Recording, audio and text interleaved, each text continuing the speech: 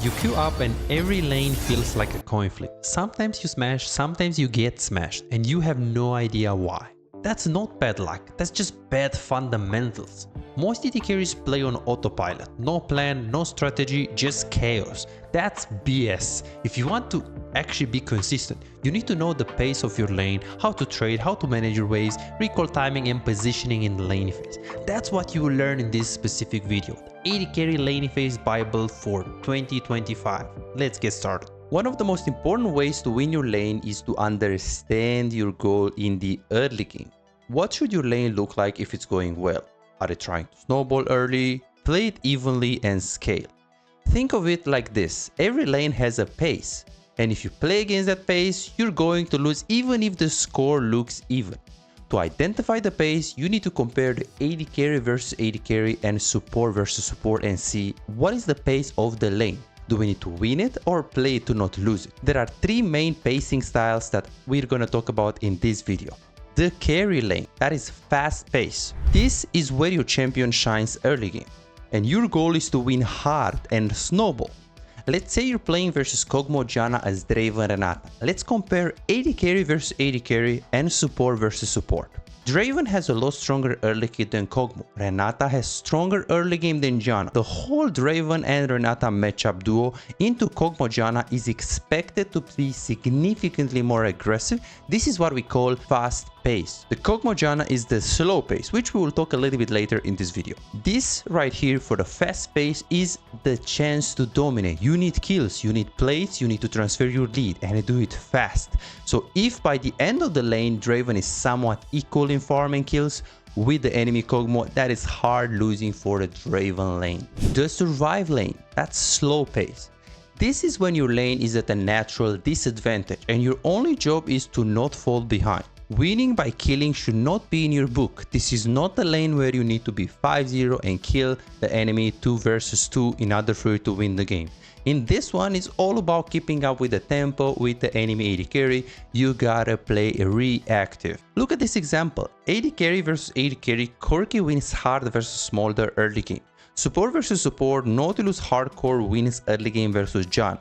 So overall, Corki, Nautilus versus Smolder Janna is a hard engage, win early game kind of lane. If we speed up to 15 minutes, both AD carries are even. If the game state is like this, that means Corki hard lost the lane versus Smolder. This is where many AD carries have a wrong mindset. They think, if I'm not 10-0, I'm useless. But in a losing matchup, going even is a win. The skill matchup, that is the even pace. We have another example, Caitlyn Sona versus Ezreal Karma, where the key is that both AD carries have similar playstyles and strengths, while the enemy duo has the same. But if we look at the next example, Jhin Blitzcrank versus Sona Caitlyn, this is still a skill matchup even if both duos don't have similar goals. Sona Caitlyn, they wanna poke, they wanna play it slow. Blitz Jhin, they wanna play it hardcore, all in. Because both lanes have fast pace champions, both matchups can win early game, so if the pace is the same, that's a skill matchup. So before every game in the loading screen, you need to ask yourself the following questions. What's expected of me this lane? What's the pace of my lane versus theirs? If you're supposed to win, you better push the tempo. If you're supposed to survive, then don't flip it. Not every game is about you being the hero 10-0. Sometimes breaking even is enough to win later. Starting from the very next game, compare the AD carry versus AD carry and support versus support and see what is the pace of the lane. Do we need to win it or play to not lose it? Now that you understand the pace of the lane, let's talk about trading and how to play the matchup of bot lane 2v2 properly.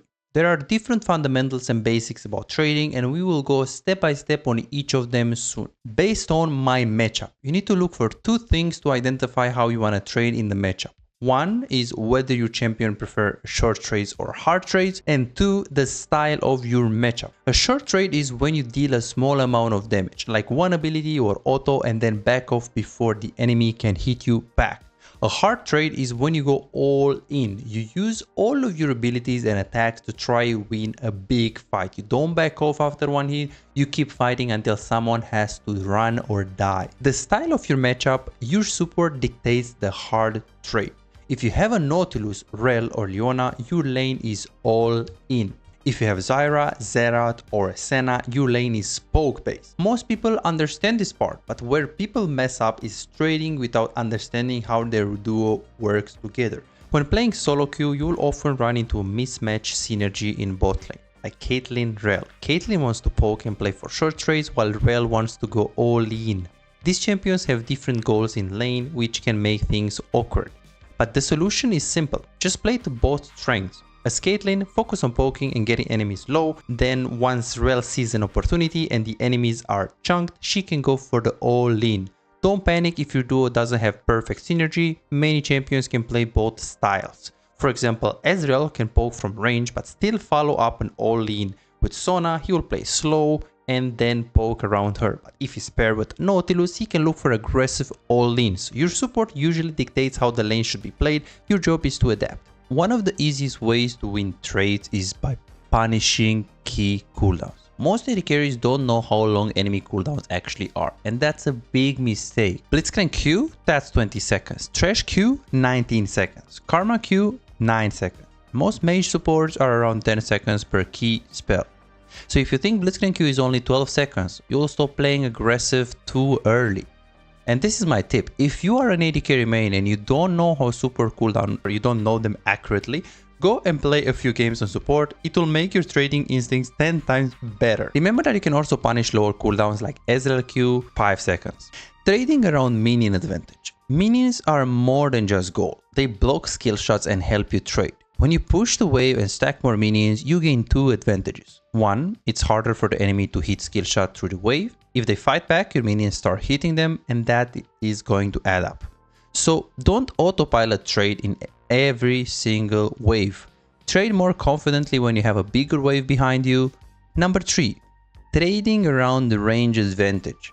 This one is super simple but very underrated. If you're playing a long range AD carry like Caitlyn or have a poke support like Zyra and the enemy can't hit back, let's say they have a melee champion, that's a free trade. Anytime you can damage the enemy without them touching you, you're abusing your range. It's the easiest and safest way to chip away at their health bar. Number 4, trading around item or level advantage. Power spikes win fights. You recall, come back to lane with a shield and the enemy has tier, that's your green light to play aggressive. Don't just sit back, you have an item advantage, then use it. Same goes for level advantage. If you hit level 3 or 6 first, you should immediately look for opportunity to go aggressive. These small timings windows win games.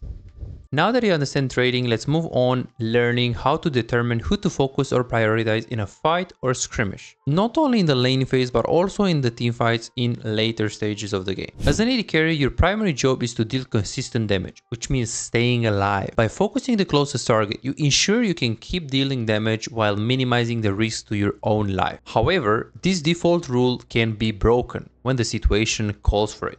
You should prioritize the backline target, usually the enemy AD carry, in the following cases. 1. The enemy backline is low HP and you can prioritize them for a kill. If the fight is very reliable, you can always take it. 2. The guy is heavily CC'd in the backline. If your team has locked down the backline with crowd control and you can safely target them, go for the kill without really risking your life. Yes, you can go for that decision.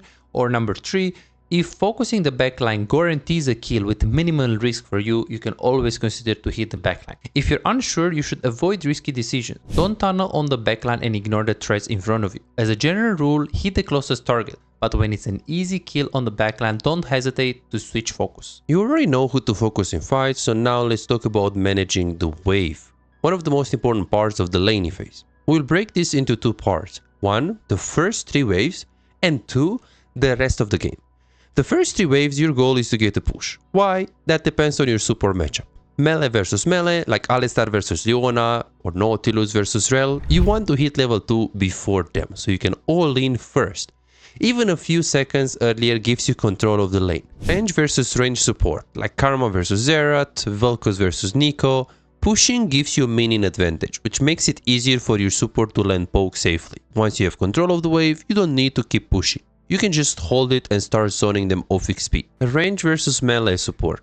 This is the one time you don't need to hard push at level 1. You already outranged them, so you can poke and control the lane without rushing level 2. So to summarize, with melee supports you push early to hit level 2 and look for all-ins. With range supports you push to get control so you can poke easier. With range versus melee you don't need to push hard, your range advantage does the work.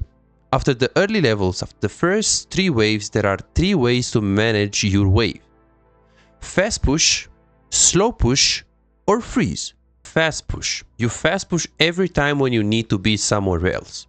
For example, your jungle is invading, your support is roaming. You want to recall. You are setting up Drake or Herald. A fast push lets you crush the wave under the tower, so you don't lose anything when you leave. You fast push every single time where you need to be somewhere else. Also, if you can easily hit enemy tower for plate, fast push is always the choice. You don't want to play slow with the wave when you know you can take plates and snowball. Pay attention to this example right here. We do have the Draven that is really trying to prepare a little bit of a freeze.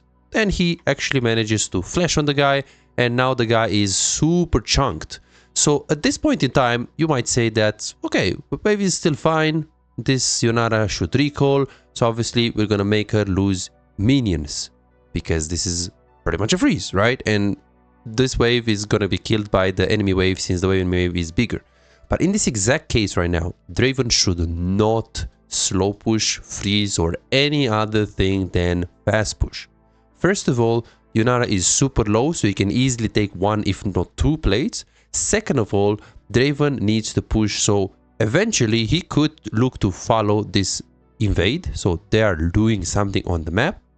So at this point, if Draven is good, he's pushing. Obviously this is a challenger game, so he instantly takes the wave. There is also the invade. There are so many reasons why he should push, but obviously even if there is no invade here, he still wants to go for the plates. So there is no reason for you to play it slow if you know that by pushing you get a massive reward, like in this case. The slow push. If you're not planning to leave lane, there is no action happening elsewhere. Your default should always be slow pushing.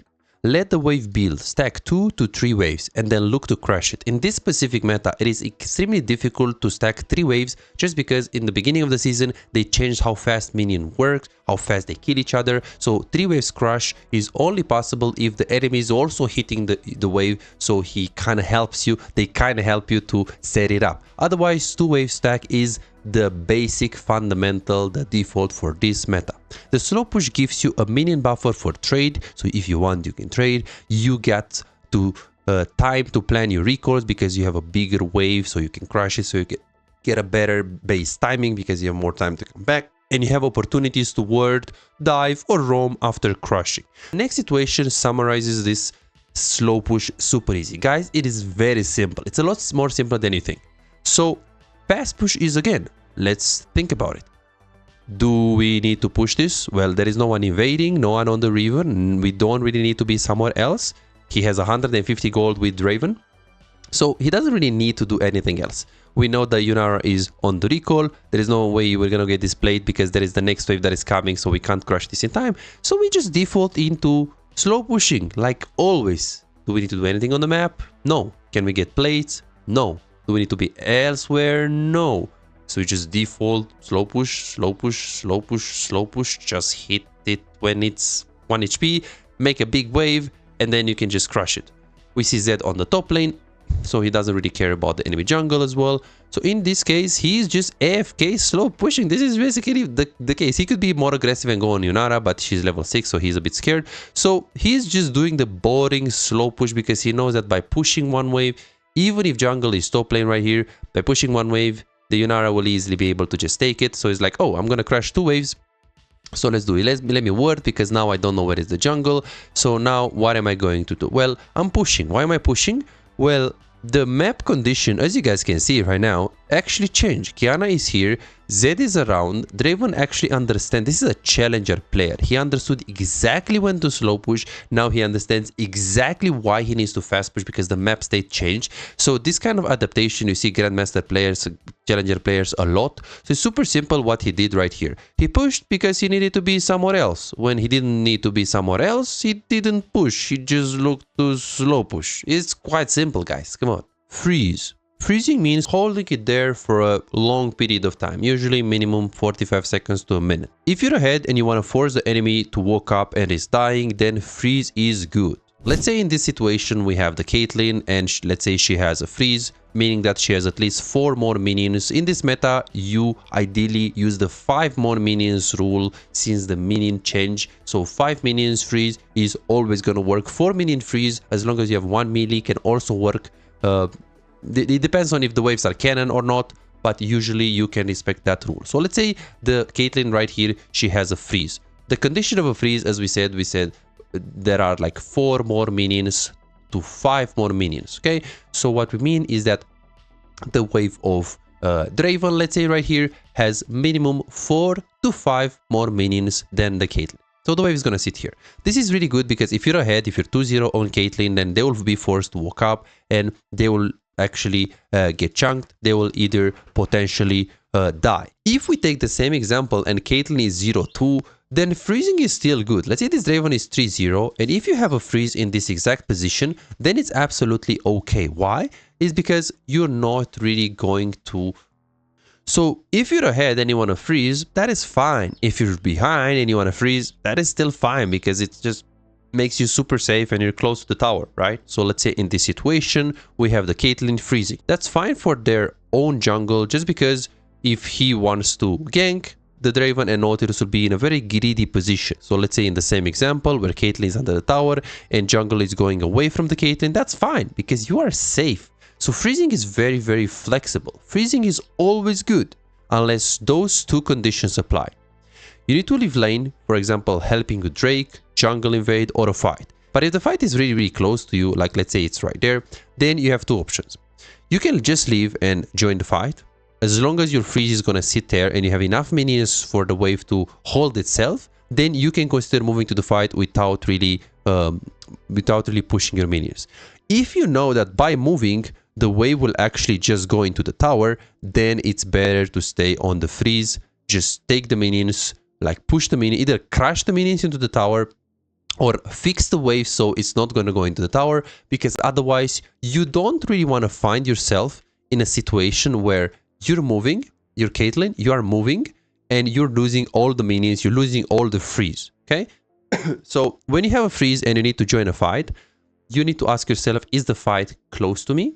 If the answer is yes, then you can consider following only if your freeze is still gonna stay there. If you know, hey, by moving, I'm gonna lose the minions, it's better to just take the minions, just make the minions in like a 5-5 situation, like 5 minions our wave, 5 minions their wave, make it in a neutral state, and then you can move only after you made it in a neutral state. I talked about this, but I'm gonna say it one more time. You don't want to freeze if you can pressure the enemies into the tower. I see this mistake a lot in low elo. Right now, we're keeping the wave here. We're keeping the wave here because there is nothing we can do by pushing. There is no way we're gonna get plates. There is no way we're gonna kill Yunara, so we are looking to freeze. So this is absolutely fine, and you should do it. Thing is, we saw this all in, right? So at this point, even though someone could say, hey, but there are so many minions right now, Draven could just freeze, right? Like, why would he do something else?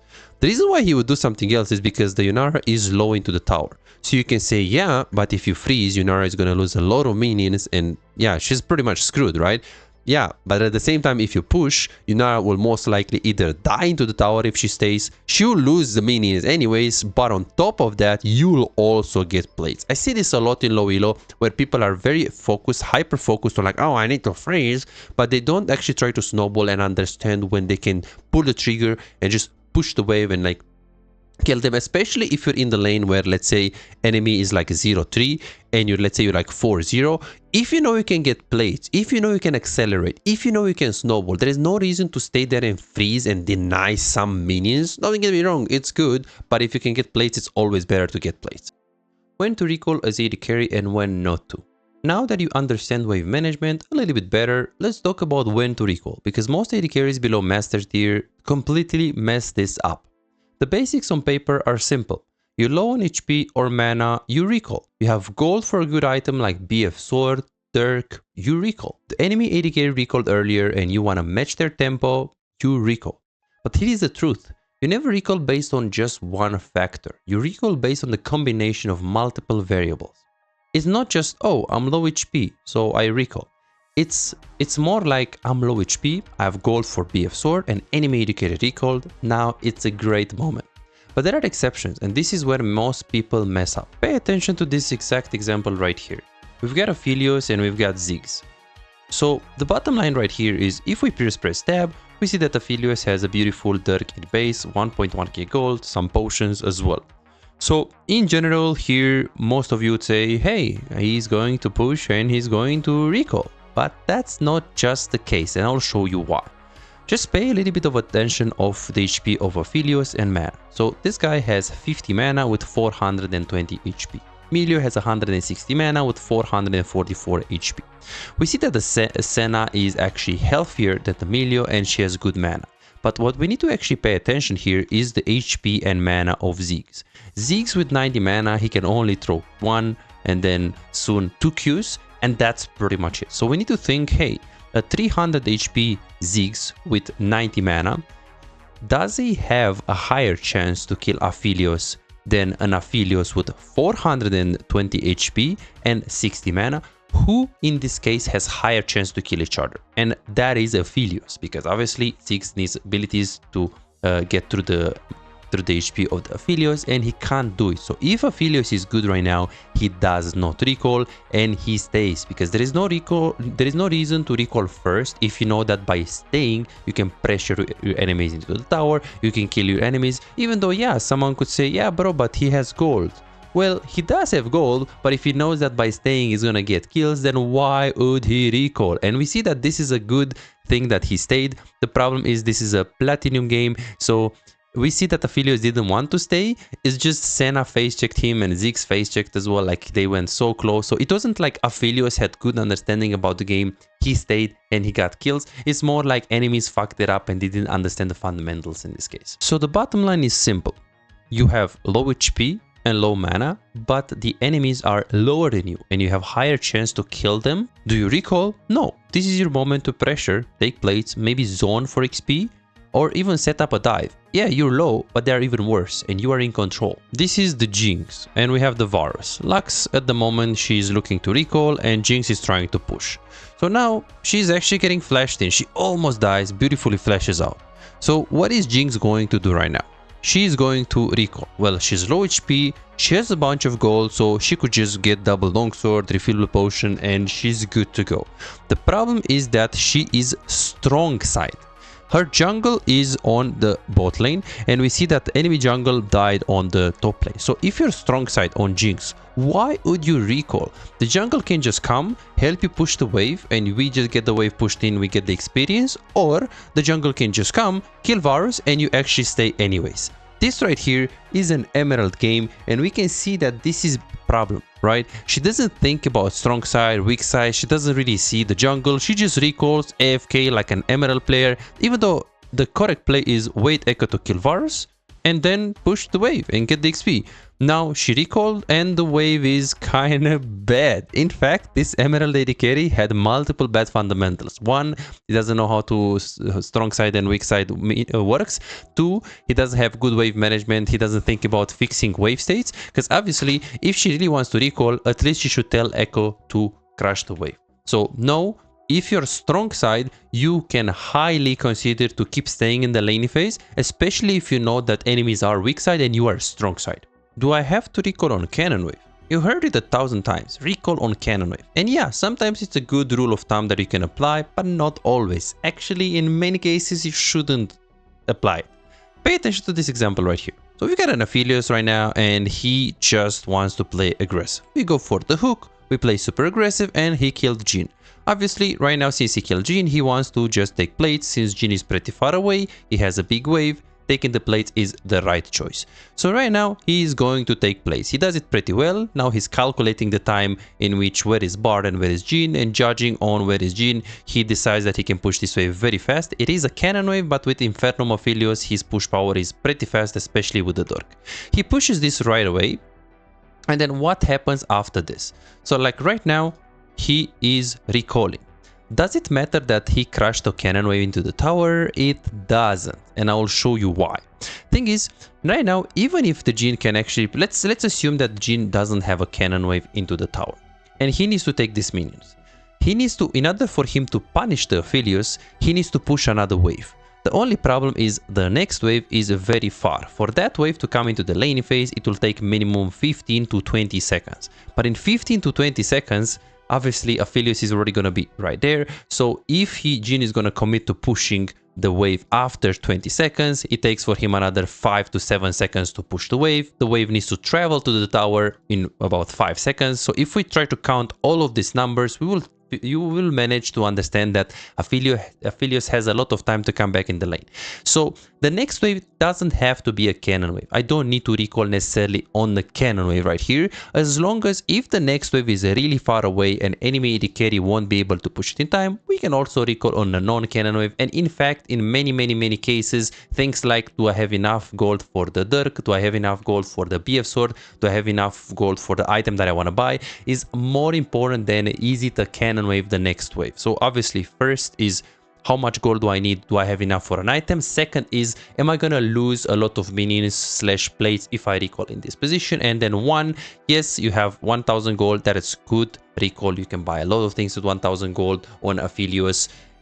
Dirk is a very good power spike that you can buy, and if you don't have Dirk, you can just get pickaxe. And second of all, is he gonna lose a lot here? Not really. Jhin is unable to push the wave because the wave is very far. So we can see here, by the time that Jhin gets onto the wave, the Aphelios is already onto the second tower, and by the time that Jhin pushes, Aphelios gets all wave. Worst case scenario, if this Aphelios doesn't crash a cannon wave right here, what's going to end up happening is that the Jhin is gonna crash 5 seconds earlier, like now basically. If this was not a cannon wave that Jhin just deep pushed from the tower, the wave is about to reach the tower, so Aphelios will lose 2 to maximum 3 minions, which is actually not bad. 2 to 3 minions, he would be able to get most of the minions, even if the wave that he crushed is not cannon. So rule of thumb, you don't need to recall on a cannon wave. If the next wave is super far away, you can always think about recalling on a non-cannon wave as long as you have enough cash to buy. Oh, and by the way, this is not just a random AD carry, it's Kalist 1000 LP Challenger playing in a super high MMR game right here. So this is not a silver game, this is an actually really high elo game. So I'm playing Lucian and I am pretty low and I'm very under pressure. If this Kai'Sa is gonna push these waves, I'm just gonna be doomed, right? So at this point, I need to get away of the lane. I have double longsword in base, so I really need to recall on a cannon. So ideally, this guy is going to permanently push me and pressure me under the tower.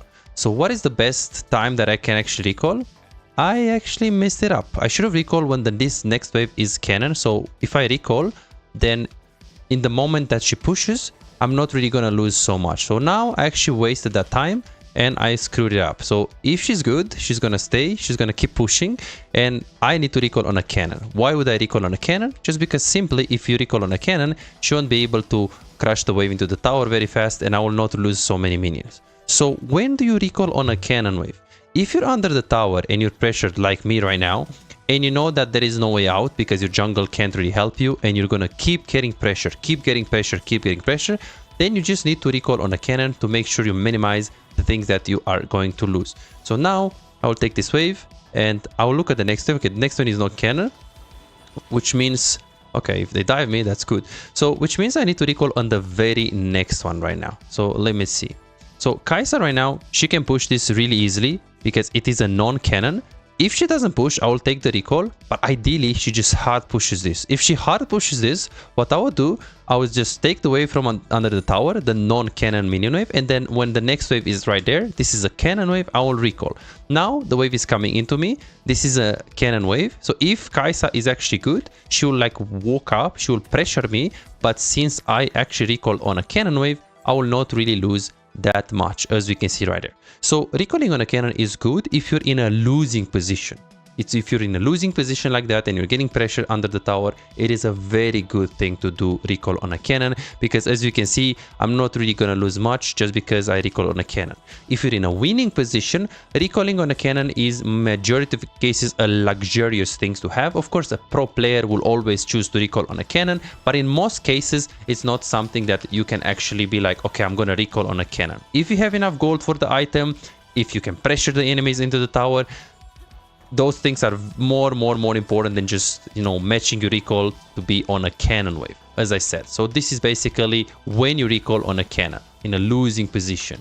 The final takeaway: Don't recall based on just one factor. Always combine HP, mana, gold, item spikes, and map state. Recalls are flexible. There are moments where staying is way better even if you're low. Don't mindlessly recall on cannon wave, know why you're doing it. Number 6. Positioning. In the laning phase, there are 3 key things to play around when you wanna get really good at positioning. 1 is the threat of enemy support. 2 is the threat of your own support, and 3 is the minions. The first basic rule is that you need to stay as AD carry opposite side with the biggest threat, and the biggest threat being the support, you usually stay opposite on the enemy support.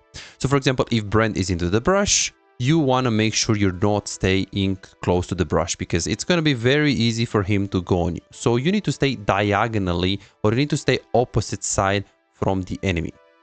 That will basically mean if he stays into the brush, you need to stay onto the left. If he moves his positioning to the left hand side, then you can also transition it onto the right hand side and just try to play opposite. The concept is explained pretty simply right here. We've got a Bard and we've got an Alistar. So Yunara is ideally looking to stay on the left. Why?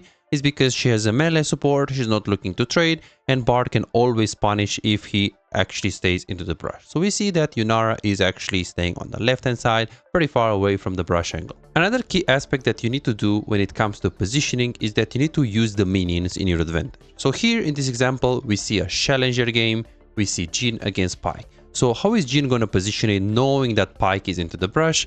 He's going to position it same thing, opposite, but he's just going to use the wave into his advantage. So Pyke right now, he can't really go for the hook.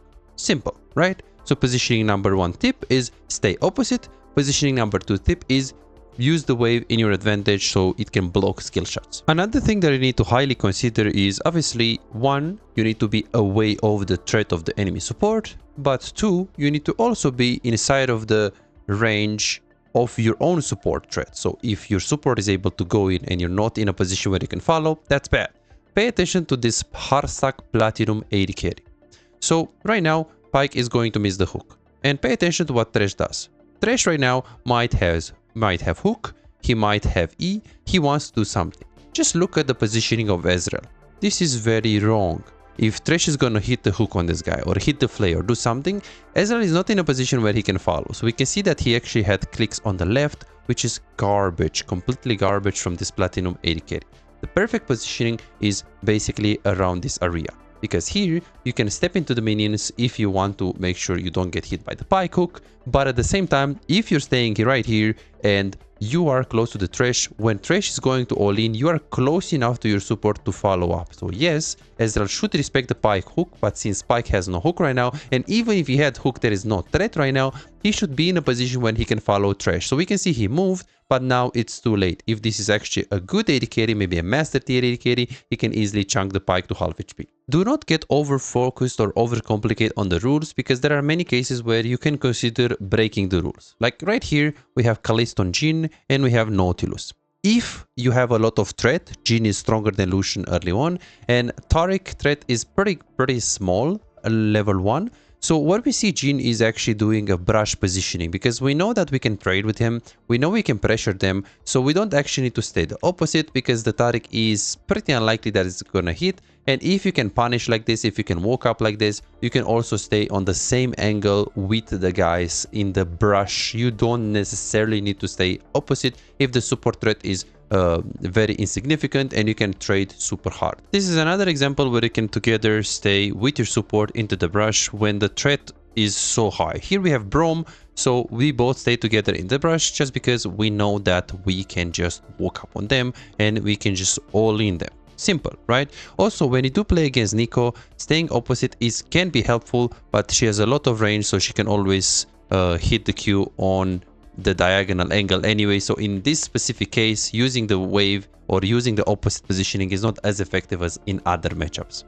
In the next example, you can see a great representation from a challenger player, how to position it properly. So in this case, we have Bard versus Alistar, so taking the brush priority should be simple and should be a must thing to do.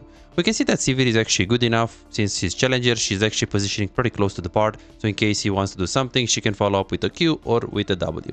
So now Alistar tries to do something into the brush. It is level 1. They do try to play for the push, but together Sivir and Bar, they play very close to each other and they play around the brushes. Together they stay into the brushes and they force a fight with little tempo on the Sivir. So this is a very great example on how to position it properly, how to play around the brush, and based on the matchup, sometimes you can be opposite, but if you can all in like this, if you can pressure, it's good to stay around your support so you can actually extend the trade like that. This is another example from Genji Ruler playing Lucian against double range. So we can see that both together they play the brush and they try to trade super hard. They have a lot more pressure by staying together into the brush as they can aggro and de-aggro the minions together. So as you can see, this is a different type of positioning, right? Another interesting pro player type of positioning is the following. So if you play a lane like Karma Ezreal and you have a lot of range, what you can do if you can get brush priority before the enemies can be in the lane is that the Karma can stay into the brush and Ezreal can stay wide left angle. So what this does is when Caitlyn comes in the lane phase, usually she tries to hug left hand side because obviously she will think that everyone is there. So as the wave is coming, she will hug left hand side, but then she's just gonna get queued by Ezreal, then she will back off and then she will get Mantra Q, or the other way around. If she actually face checks the Karma, then she takes Karma. So this kind of positioning is very good, and we can see in specific matchups this works. As we can see here, is this was not done before the minion wave comes, which is ideal usually. To stay here, you use the Q on the Jinx right here, or if the Jinx face checks the brush, Karma can punish. So right now we can see that the Jinx didn't really have too much counterplay on this video, and right now what they are basically doing is that they try to play super aggressive, they try to trade, they try to play for the push, but most importantly, they try to play around poke and they try to play for the minions. This is Korean Grandmaster. So there are many types of positioning, but thinking about the fundamentals first, staying opposite angle and thinking about the threat of your support, those are the most important things. And obviously, if you play the brush positioning or if you try to abort the rules, sometimes as long as you have a plan and you know what you're doing, it is absolutely fine. Number 7, vision and jungle tracking. A lot of AD carries, they tell me, besides, I'm very bad at warding. I don't know, but just my vision score is very low. The truth is that you don't really need complex warding knowledge when you play AD carry. If you just have some basics down about vision, you can be as good as a Grandmaster AD carry when it comes to this specific aspect. When to ward? Generally, it's ideal to ward after you fully crush the wave. The bigger the wave you crush, the deeper you can go for the ward. So it's pretty simple. We see the Nila right now crushing the wave. The wave is gonna go into the tower. So when is the best time to ward? Well, right now you can just literally go for the ward. And since you have a big wave right now, if they really want to go for a deep vision, they can actually get this ward, no problem. If the wave was, let's say, 5 minions, 4 minions, then they can just go for a normal average ward. As we can see, they messed up the timing pretty bad. So instead of going now and going for a deep ward, they went exactly up. So right here, they went exactly after there is only 3 minions in the tower. So you can't really go for a deep ward because they're just gonna catch you. Sometimes you can ward even if the wave is not crashed into the tower. Let's say you are in a situation where you want to take a decision that will make you vulnerable. Let's say you want to push the wave very equal, but to push you need to take a risk because you don't know where is the enemy jungle and the threat is very high. So what do? Before you commit to the push, you go for a fast ward and then you do your job. You do the push. Remember that this is a fast ward. Don't try to go for a deep ward, because a deep ward will actually keep you very exposed and you can get ganked there and then. Now I'm going to show you the best places to ward as AD carry on the blue side. So if you're Lucian right now on the blue side, obviously getting control of the brushes is good. So if the support is there, you can do the ward in the brushes, but in general, to protect yourself from the gank, a very good word is this one right here into the tri-brush. If you have this angled like this, like if you have this word into the brush, it already protects you a lot. Like a decent word is also this one right here. It is not that ideal. I prefer the tri-brush, but this one is also fine. Or you can have this one. Obviously, if you control the banana brush, it's like 20 times better in most cases. But to go as AD carry, to go and face check this in a game where you don't really know what is the enemy team, it's pretty crazy. So this is why these 3 words are the most basic, common, best words for you as an AD carry, unless you have time to go for a deep ward, in which case, you know, you have like many options on the blue side that are really good. Even this one is quite decent because it covers this area. But yeah, the basic ones are just the ones that you probably already know. One thing to note is that how you word is you have to make sure you're efficient, because if you go super close to the brush and then you word, someone could actually just be there. So ideally you go and you word basically max range, which is basically like this. If you angle the word here, it's actually going to go over the wall, as we can see. So if you're trying to like get super close to the brush when you're wording, that's bad. The max range there is quite decent. Like you guys saw, like what is a max range? Like you go to this brush, you put it super max range, and then you go. I see a lot of people, they actually don't do that, and it's quite embarrassing because they just go super close. They do super close to the brush when they word. Or you can just get value, a lot of value, by using the word, you know, let's say I want to get value on the blue buff, I can actually get it to upper extremity like this. Or if I want to get it, let's say, let's put the words here, if I want to get it more to the banana brush, I like this one, like here, this one like this, because you can see this part, a bit on the river, a bit here. So you can do all of these things on AD carry, you can consider them, but the most important thing is really the timing and the position, really. For the pink places, really, you can just have this one. It is the best on the blue side. This one is most cases too aggressive and people can just contest it. People can just take it. So most of the cases, if you buy a pink word and you can't contest it, don't put it in an aggressive position. So the tri-bush is like the most common one. You can also get these brushes if you have like a blitz or something. This pink is only good if your jungle plays around you. Because again, if it doesn't, then it's super easy to be taken if you just place it right there. In general, I recommend you to buy pink words every 3 bases. They're very bad in solo queue. Specifically for solo queue pink words, I don't recommend you to buy them. Again, if you're ahead, or worst case even, and you buy one every 3 to 4 bases, it's not that bad, but usually I don't recommend you to buy this. Now I'm gonna show you best words for this specific side right now. So if you do have your words, what is the best? Well, obviously the same apply for the brushes in the lane. If you're playing against a melee support, this one is the worst case scenario word that I would say that is pretty bad, but if you don't have word, this one is better than nothing. Tri-bush word is pretty decent. Usually if you have good deep push and you can try to go for a deep words, for AD carries, things like getting another plate or getting another wave is more valuable than a word here. Like usually you want to use the minimum energy required to keep you safe, but you don't really care about deep vision, because deep vision is usually going to mean we can, you know, get an invade, we can get the catch with our support. So if this tri-bush word protects me, and if this tri-bush word is going to allow me to play safe in the lane phase and not die, I'm not really spend a lot of attention to just go for this. These are like more support words. Obviously, those are like really crazy good, but most cases on AD carry, you don't really need them, so you just get away with that one. This one is pretty decent as well on the red side, and for the pink word just in that brush as well. And if you have super crazy matchup, you can also try to have control on this one, but in most cases this is all what you should know for AD carry in the laning phase. Not like obsess over the deep vision, because this is not really your job, and just try to have a good timing and try to put a word that is protecting you. Obviously it depends on the jungle that you play against, because if it's a Nunu, like these deep words like are quite decent, not deep but just deep on the river. Like let's say I'm in this position and I want to look to word, and let's say someone is into that brush. So let's say someone is into that brush and I want to word. So what I'm gonna do is that I will try to word. If you word here, if this is a melee champion, he's literally going to take your word very fast, especially like a Leona, especially like a Vayne can also hit it. So if the support is right there, and let's say I don't have a word, what I like to do is that I want to put the word in a position where Vayne can't hit it. So if you put it here, for example, the Galio or the Leona can walk up to the word, but it's pretty far from her, and most important, it's pretty far from the Vayne. So what do you do? Because obviously if they're pushing and someone is right there, and you really want to make sure you don't really give him the pressure that that he wants by staying into the brush. So that's what you do. You word in a position where the enemy AD carry cannot attack. So for example here, let's say someone is in that brush, but Vayne, can she attack this word right now? Not really. She has to step up and then hit the word. So what I like to do when I want to put the word and the guy is in the brush and they want to just take my word, just to prevent not taking the word, this is what I'm going to do.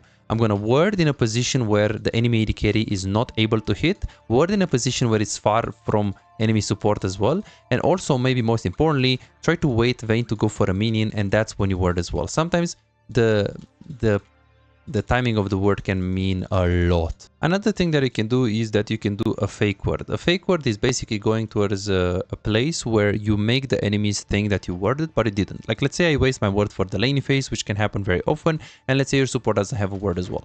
So what you do, you actually go towards the brush, and then after you go towards the brush, you press S, and then you just go back to the lane. Usually that will basically trigger a ping from enemy support, and it's gonna be like, guys, they have a ward here, so enemy jungle, if he wants to gank bot, he's most likely gonna consider, hey, this is warded, so I'm not gonna gank. This is usually in high elo. In low elo is not as common that people know what they are doing, but this is what you can do as well, the fake ward.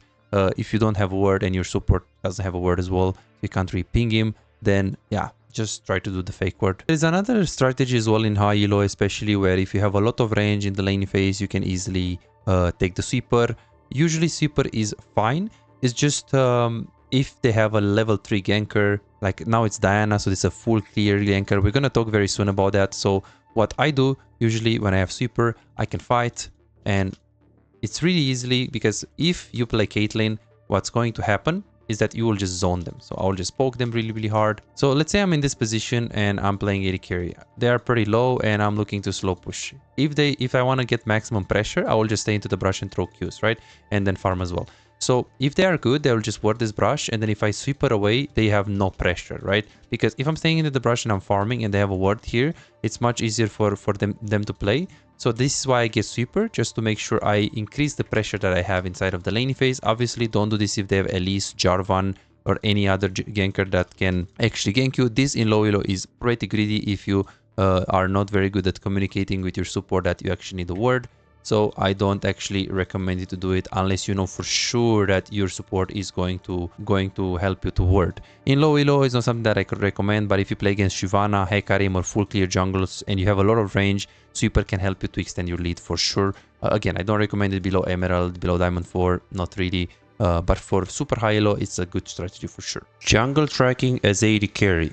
Most AD carries below Master Tier have no clue how to jungle track, and that's why they randomly die from level 3 and level 4 gank. They lose their lane randomly when everything can be prevented. So let's fix that. The step number 1 is you need to identify the type of jungler. Before the minions even spawn, ask yourself, is the enemy a jungle that full clears or a ganker? Or a jungle that can do both?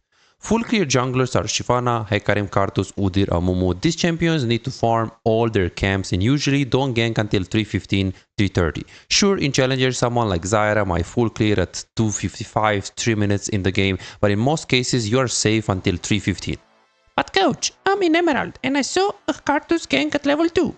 Yeah, and that's bad gameplay. If a full clear jungle like Karthus or Shyvana ganks early and it doesn't work, which it often doesn't because they lack RCC, they fall way behind in XP and tempo. That's a win for you. Pay attention to this example right here, obviously in low elo. We've got two junglers that both full clear, and now we see that Lilia is looking to full clear, Hecarim is looking to full clear, but all of a sudden Hecarim looks to gank. He spends a lot of time to try to carry this guy, and in the end he does it. But what does Lilia do right now? In the meantime, Lilia is taking camp after camp after camp.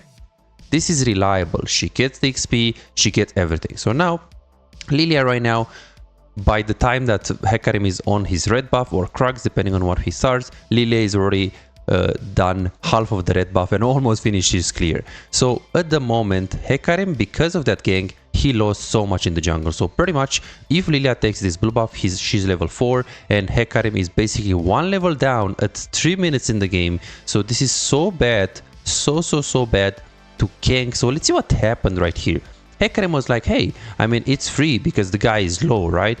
The only problem is that when you are a full clear jungle, you don't have so much damage. So you know that you're gonna spend a lot of time to kill this guy, then you shouldn't do it. This Mordekaiser, he looks like he has 270 HP, but he has his W. We don't really know if he has flash, and he has to waste a lot of time. And remember, when you play jungle, you really avoid in the very first clears to make plays like this when you have 3 camps up, because again, you just saw what Lilia could do right here. She's literally one level up just because one play. And imagine if Hecarim does this mistake 2 times in a game, this guy is gonna be 1 to 2 levels down before level 6, which is crazy, which is completely crazy. Of course, this is a gold game, and the Lilia does the same mistake. Instead of just playing it stable and taking the blue buff, she thinks, oh, I'm gonna gank top because it's free. The people look relatively low. The only problem is jungle junglers that are full clear, they don't excel at ganking, they don't excel with the CC, and now we see what's going to happen. Of course, she also misplay, but in majority of the cases, if you're full clear jungle, you should avoid plays like this because you're not a strong ganker unless you can easily kill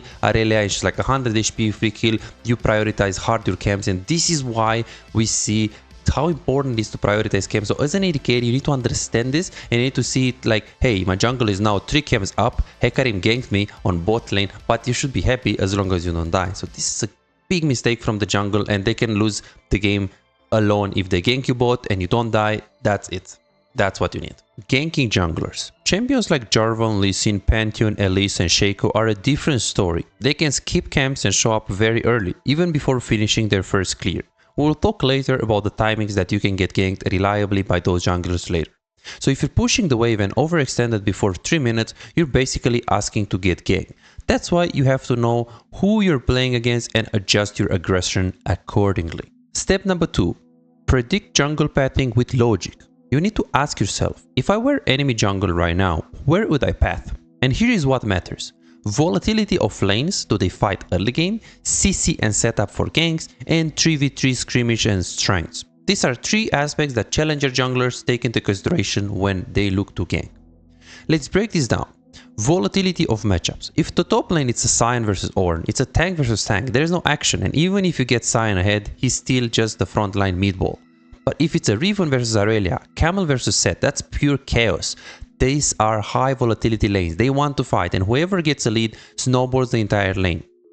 If there is Ignite involved, that's even more volatile because you kill one guy and the other guy doesn't really have TP to come back in the lane.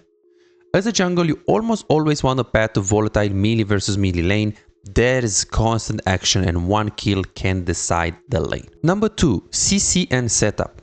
Even if bot lane has high carry potential, it's useless if there is no setup. For example, Sivir Yuumi versus Vayne Xerath, that's 0 setup. Why would I gank a Sivir if my setup is Yuumi? Vayne Thresh versus Jinx Braum. Both sides have setup and hyper carries. Thresh is able to all in and go in aggressively with the CC, and Braum same thing. So you consider where your ganks are literally going to likely work and if the lane has kill potential. 3. 3v3 decision making. When both lanes are gankable, sometimes the decisions isn't that easy. Let's say your top lane is Renekton versus Camille and both with Ignite. That's full on volatile matchup. At the same time, your bot lane is Kog'Maw Nautilus into Twitch Blitz. Twitch and Kog'Maw, they are both really good if they are ahead, hyper carries, and you also have Blitz Nautilus, which is great matchup. We can play around, we have so much setup from both sides. So well, now the question is, should I gank top where Riven will completely take over if she gets a lead, or should I gank bot ahead, because if Vayne is ahead early game, she carries everything. This is where you bring in the 3v3 logic. Let's break it down with an action example.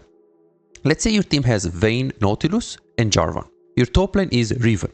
Enemy team has Jinx, Braum and Trundle and Aurelia top lane. Now let's say both junglers path both. What happens if a 3v3 breaks out? Jarvan needs to think, hey, if I gank bot and Trundle is also there, do we win 3v3 versus Braum Trundle? The answer is absolutely no. Braum counters all ins with his passive and peel, Jinx can kite and DPS from range, Trundle is tanky, disrupts, engage and outtrades Jarvan in early skirmishes. So even though Vayne Nautilus looks like a good win condition on paper, they do have setup. The 3v3 is unplayable. What about the 2v2 on top lane? Well, Jarvan Riven versus Trundle Aurelia, that's a fight Jarvan side can absolutely win. So it's very bad to play into the Braum 3v3, it's better to just gank top. In that case, the correct decision is simple. Jarvan should play top, not bot, because top 2v2 is not only volatile, but also the fight is winnable in 2v2. But this is how jungler challenger players decide. Of course, there are going to be conditions where enemy jungle doesn't think about this, but if you have the good fundamentals, you can think how bad it is for a jungle to gank you, or how good he is and the moments where he can do it and how he push his advantage based on when he ganks. The step number 3 is understand jungle timers. Here are the timers to remember. 245, early 3 camp gank. Jarvan, Elise, Shaco can gank before Scuttle. This is a rare example, 15 to 20% of the game, but still something to be aware of if you're shoved up early. 315 is a full clear jungle. This is the most common. This is 80% of the games. If you die at 315, 330, that's on you. Period. the 420 timer. Well, it's very simple, guys. So if the Hecarim started on the top lane, what did he do? Obviously, he did full clear. So he did top to bot. At 330, he's going to be around the scuttle. 320, 315, that's usually the ganks, the junglers on the river. Okay, so he takes the scuttle and then he recalls. When is his top side gonna spawn? Around 415, 420. So what we see here, he's waiting, and at 420 this spawns. This is a challenger game, so this is the optimal pathing, optimal timers. Of course, in low elo you can also expect 10 to 15 seconds margin of error because people don't know what they're doing or they are slow with the camps, but this is the fundamentals of jungle trap. Number 4, watch for lane behavior. This one is gold. If the enemies suddenly walk up forward aggressively, right around those key gank timers, even when you're stronger, it's pretty suspicious, isn't it? That usually means one thing, and that is you're getting ganked. So unless you see the enemy jungle on the map, you need to assume he's near. So the conclusion is you need to learn if the enemy jungle is a full clear or a ganker. You need to think about lane volatility, CC, 2v2, 3v3 strengths. You need to memorize the core jungle gank timers 245, 315, 420. After this point, it is a lot harder to jungle track. After the first and second clear, it's harder to do it because the jungle has a lot of adaptation pathing and a lot of things that they can change from the structure. And 4, you need to watch the lane behavior. And if they randomly walk up, the jungler is probably there. And most importantly, if you don't know where is the enemy jungle, don't overextend. Yes, low elo is chaotic. Sometimes the jungle doesn't follow logic, doesn't think about win condition, or he ganks when they really shouldn't, when they feel like it. But that's exactly why you need to play around what's possible, not just what's optimal. So even if the enemy jungle shouldn't be there, if you haven't seen him in a while, assume he is and respect it. All of the timers that I gave you, they should be taken with a little bit of a 10 to 15 seconds of margin of error. Playing safe for 10 seconds can save your lane. Dying to a random gank can ruin the entire lane. Don't play aggressive. If you don't know where is the jungle, always expect he's around, near, or around your lane. How to ping properly as AD carry. Use calm, clear, and repetitive pings. Single pings gets ignored, spam gets muted. You need to lead with your movement, then ping. People follow players who look like they know what they're doing. Your movement plus ping combo must show intent. This creates a clear signal plus matching body language. Look at this example. I'm walking up, taking the minion, I'm body languaging in, and I'm trying to go in. And now we are going to chunk Sivir. Not only in this example, but I have got another example for you right here. So what do? It's very simple. Look at my body language right here. I'm pinging 2 times, then I'm pinging on Yunara. My jungle is coming right now. So what do? I'm pinging and leading with movement. What do I mean? Pay attention to my champion right now. Does it look like I'm scared? Nope. I am not scared. So I lead with movement and ping combo. The next tip is that you need to be specific with the pings. If you want him to push, then push. Then if you want him to ward, then go towards the brush, movement, and word ping. If you want him to walk up with you, ping on my way. So be super specific when you want him to do something. As your support is recall, if you need his help, it's important to ping in the beginning of the recall, as fast as the bad decision of your support happens. If you ping by the end of his recall timing, he will probably be in shop, so the chances that he follows you and changes his own decision making is low. Roaming, I'm immediately pinging you so we can push this and take plates. So the worst ping, like if I want to dive or I want to play for the tower, the worst ping you can do is like now.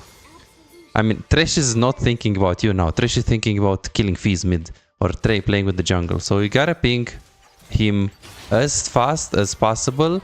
You want to change his decision. If his decision is bad, you want to change it as fast as possible, because the slower you are, the higher chances you have to your support to follow you. So you ping fast to play safe because we don't know where they are. So I'm gonna ping my ability. He has 4 seconds on the hook, so it's really important to tell him how much you have until you have the cooldown, because now, for example, I can ping on my way, I can say it's ready, and his Q is ready as well. So it's important for him to ping, but it's also important for you, especially if you play champions that, you know, you have Varus ulti or Varus slow, or like now I have ult, so I can always look. He pings me, he has 7 seconds on the hook, so it actually helps me to adapt with my decision making. because if it doesn't, then it's much harder. So be sure to also ping your cooldowns. So we push this, and my support helped me, so I'm gonna ping thumbs him up like 2 times, or you can also do emote, because usually, yeah, this sets up a really good relationship with your support. Like if you're kind of like cheering him up and tell him, good job man, you did good. I mean, obviously a lot of us, this is the nature of human being, like we like to, you know, to feel like the other person that we spend the bot lane with likes us, and this is a little thing that you can do to make sure he likes you and he doesn't roam randomly. Some more pings are more intense than others. So for example, if I want to play aggressive, I can't just click like this, and like this is the worst ping, this blue ping. I can maybe do this, but the most important one, okay, the most important one is this one, like this. This is a very severe ping. It's like super, like the all in, you can hear it, it's annoying. This ping and this ping are, these pings are very, very intense. So I recommend you using those if you want your support to do something, but remember that it's very easy to trigger your support and to kind of like make him annoyed. If you're like pinging like really like hard like this, he's gonna tilt, so don't do that. Don't do that, because, and even if you like want him to push and you're like ping him like this, don't do that, because he's really gonna tilt. And yeah, just one ping is enough if it's an intense ping. If it's a non-intense ping, you can ping like 2 times maybe, but yeah, now you're tilted and then it's GG. GG game. Another thing is you need to have shortcuts on your pings. So now I have comma, this is comma, right? And I have this ping, right? So it's much, or N, it's all in. It's much easier than just doing this and like trying to, you know, look for them. So I usually shortcut the ping. You can also do that, but of course, don't use it for bad purposes. Like for example, if, yeah, let's say I die here and my support is just boosted. Like if I die here, let's say, and then he doesn't hook, and then I ping like this, don't do this. Don't do this, don't do this, don't do this, don't do this. Yeah, now it's over. Now it's over. Now you lost the game. Like there, you gotta be very careful with how you treat your support. So that's that's pretty much it. And also don't do that.